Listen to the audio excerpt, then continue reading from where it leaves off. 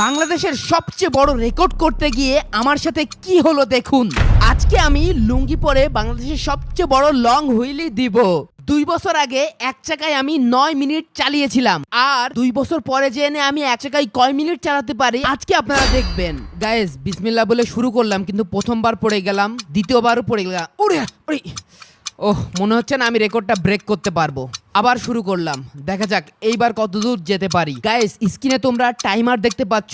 এখন আমি যত দূর পর্যন্ত এইভাবে এক চাকায় চালাবো তত দূর পর্যন্ত টাইম বাড়তেই থাকবে। এখন 12 সেকেন্ড পর্যন্ত হয়েছে। পাশে যে ছেলেটাকে দেখতে পাচ্ছ, এইটা মধ্যবিত্ত পরিবারের একটা সন্তান, তার খুব শখ স্কেটিং করা। তো গ্রামের মানুষ হিসেবে কিন্তু তার এই ট্যালেন্ট দেখে আমি মুগ্ধ হয়ে গেছি। আমার কাছে, ভাইয়া আজকে আমি একটা রেকর্ড করব, তুমিও আমার সাথে এইভাবে চালাও, সারা বাংলাদেশের মানুষ তোমাকে দেখুক। লুঙ্গি পরে এক চাকায় এইভাবে হুইলি দেওয়াটার প্রসেসিংটা আসলে খুবই জটিল।